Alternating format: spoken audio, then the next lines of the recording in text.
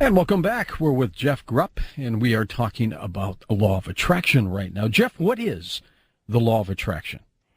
Oh, George, this is about the most important topic there is. The law of attraction, that word comes from theosophy, from Blavatsky and so forth, that phrase, the law of attraction. I never really liked it, but what it means is, in my own terms, is your inner consciousness can change the reality around you in dramatic ways. Not not as dramatic as Yoda, when The Empire Strikes Back, making rocks float or something like Right. that. But I mean, if you want to increase your bank account by 3 digits, 3 zeros at the end, you can do it. If you want to develop a better relationship with your children or wife or something, done. You can do anything. There are almost no limit. The only thing that is limited by this is what's impossible. Can you make a square round? Can there be such thing as a round square? No, that's a logical contradiction. But pretty much anything else can be done. Now, this is one thing I should say is, George, this is so powerful, this stuff. Yes. That you have to be, like I say earlier in my book, Telementation, which is just basically a guidebook on how to do this. You take this really seriously. On the one hand, it's playful, it's fun. You see, it's a little game. When things manifest in certain ways, it almost makes you laugh. Like, I never thought it would happen that way. And when you will something, it's almost easy once you get into it. Yes. Yeah, you can do it while you're walking to pick up the mail and you're walking down your driveway. You can do a little telementational act in your consciousness, and then bam, you see it comes about, in a few minutes or a few days or something. But yeah, that's what it is, essentially. This is what your consciousness is really all about. And this is, I know you dubbed my show sort of being about secret knowledge. Well, this is one of the big issues of secret knowledge, that this is what we really are. Now, it's strange. I've had a lot of Christians, even though the book is kind of written from a Buddhist and Christian perspective, my book, Telementation, a lot of Christians have emailed me and said, hey, this book is evil. And I say, well, how can it be? I mean, Jesus said your faith can move that mountain. He says, that he's called the mob of Jews gods with the small g. We've got real power here. I mean, a lot of the magicians, the Aleister Crowleys and W.B. Yeats and so forth, the Golden Dawn crowd, they knew all this. They knew that we were creating God's image, and they sort of, kept it for themselves. And I think a lot of people think they used it for nefarious purposes, which may or may not be true. It probably is to some degree. But there is no doubt that this stuff has been kept secret, and this is the real secret. Now, speaking of the secret, the reason I wrote this book, I've known about this since the 90s, because like I said, when I was back in my Buddhist days, I noticed that if I was in one of my deep meditational modes, which became daily at certain points, if I felt a certain way about something, it would come into existence, sometimes almost right away, no matter what it is. And so I noticed there were these stark correlations between my inner feelings and reality. Now, one thing, I don't want to slam the book The Secret or anything, or some of the books similar to it. Those books have helped a lot of people. They're good. I've read them. They're good stuff. But the only point of my book Telementation I thought that was important is I thought they missed the mark a little bit in that they say you should believe reality into existence. I always thought not only is that tough to do because that involves your thoughts, which, George, your thoughts are hard to control. I mean, try not to think about a porcupine for the next 10 seconds, and every single person listening just had a porcupine flash through their mind. I mean, it's hard to control, but one thing you can control is feelings. Now, that's one point. Now, the other point is there's good reason to believe thoughts aren't where reality is created from. It's your feelings that are where reality, your deepest feelings are where reality is created from. So the point of this book is just a small guidebook to teach people how to do it, to say, hey, it's, if you want to manifest things with belief and thought, it may be a little more difficult than the absolutely straightforward idea of doing so with your feelings. So that's the point of the book. That's what I think the law of attraction is to me. I call it Telementation. Gave it a new name since it's a slightly different slant.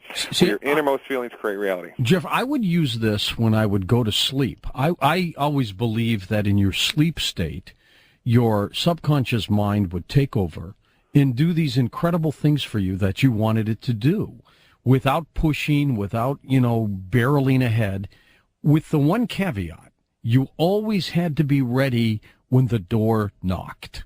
And when you opened that door, whether it was a job or a relationship or whatever it was, whatever you wanted, you had to be ready for it. You had to be prepared for it.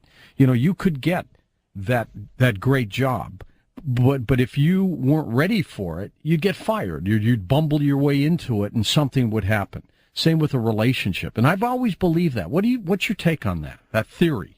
I learned this the hard way, George. This is such an important point you bring up. I had a certain times in my life when I needed money between teaching jobs, and teaching doesn't pay a whole lot anyways. And so I would do telementation, and sure enough, the exact same amount of money, no matter what it was.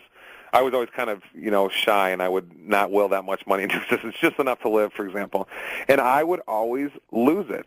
And I found out is because I wasn't ready. I would sort of do the telementational work. I would have the deep feeling about, feeling myself as being a person with this money in the deep way that I describe in my book.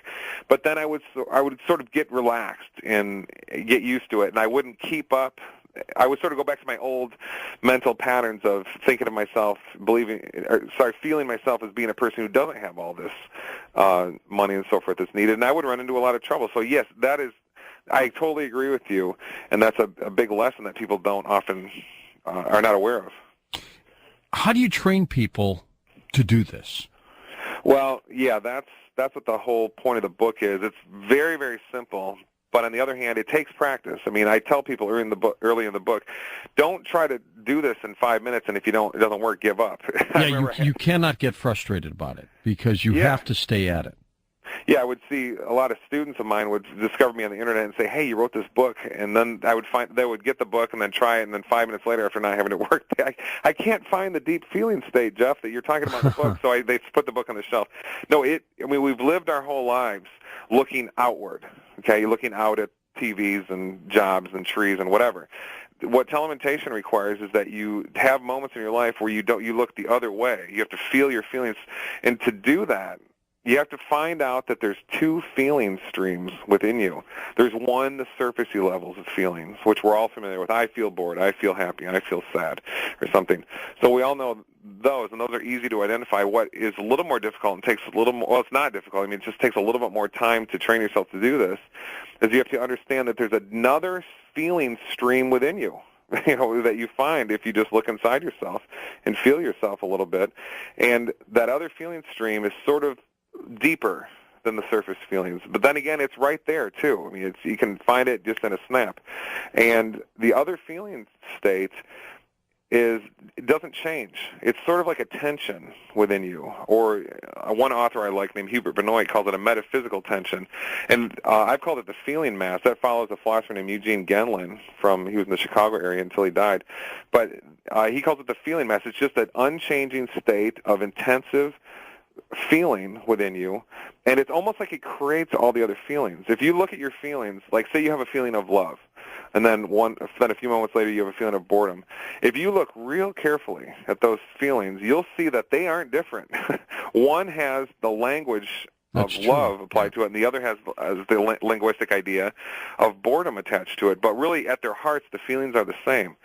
So that's that second aspect of feeling. If you can find and get used to finding within yourself this unchanging, sort of playful but intense tension in you, that's called the feeling mass.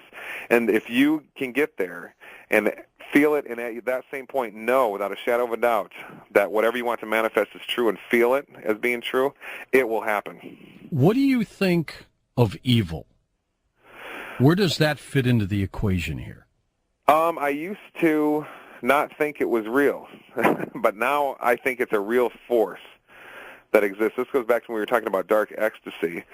It's almost like there's, when you're in that dark ecstasy state, it's almost like you can feel a dark force all around, and I mean literally dark, like a black cloud of black fog around. And there's some people listening might be familiar with Norwegian black metal or heavy metal music, and a lot of the people into that were really into what we were describing as dark ecstasy a little while ago, and they would describe, a shadowy horned figure dancing around in the dark fog, a playful god, and then these people were obsessed with suicide. Some of the band members committed suicide, and they burned churches. These were real dark ecstatics. So running into dark ecstasy myself made me see that it's a real force working in the world. And so I don't think it's an idea set. A lot of people, I think, just think it's an idea set. And, maybe I'm wrong, and maybe that's true, but from what I've seen, it's something that really has sort of enveloped our world. I can't remember if it was Jim Keith. There's somebody who wrote in their book that, a lot of old Freemasons would call the planet Earth, the dark planet, because it's, we sort of live in, here's my interpretation of that, we live in a playful cosmos. I know you've had Dr. Laviolette on your show talking about pulsars and that incredible work he's done. Our galaxy has, a bunch of pulsars arranged in the golden ratio, and it appears those pulsars are extraterrestrial tools that they're using for communication and so forth. And we live in a pretty amazing place, but then there's this dark planet here. So it's almost like it's a Alex Jones calls it a prison planet. Almost like that's what it really is. It's like this special place, and God created ecstatic cosmos. Then there's this dark place here, and because they have somehow from maybe it's a lot of people talk about the Nephilim existing, and I made a film about that. Maybe there are these beings here that they have how, George, like my emotion, my feeling goes beyond my body, and it can touch you. There's experiments in telepathy that have been done. Sure. And maybe what they have is a dark feeling state, or feeling set that is infecting this planet. It's not different necessarily than what David Icke talks about, but the same kind of idea. There's perhaps the force comes from consciousness, and these beings are here. It says in Genesis 6:4 or something. They are in the earth, and there's a lot of dark things going on. So perhaps we have some evidence for this dark force. This evil literally can disrupt you from the law of attraction. If people try too much negativity, if they have too much of it in their life, I think it's going to block them. Oh, yeah. George, if you take a look at your inner consciousness, you find some amazing things. So we talk about feeling. Now, let's talk about your thoughts. Another aspect of your inner consciousness is, we've all have this thought talk going on inside of us, this language. We're always talking to ourselves all the time. If you just stop for a moment and look within yourself, you can see that going on, this thought processing. It's just amazing how much of that is self-defeating. I mean, you're telling yourself constantly, I can't do this. Where does this all come from? It's almost like we have inborn in us this defeatism or something. So that's just a very tame way to put what you just said. The most extreme way to put that is, tell them and take. I mean, I've theorized for a long time if there are these dark beings around, like the Nephilim, or some dark extraterrestrials or something, that say the Earth is hollow and some of them are down there or something. I've theorized for a while that they can't do telementation, because telementation, it would appear, is an act of, we talked earlier about the creator. If God exists, an intelligence, that's the entity that does it, and we're in that image, so we do it. So it's an act of ecstasy to do it. Like I describe in my book, telementation is, to one degree or another,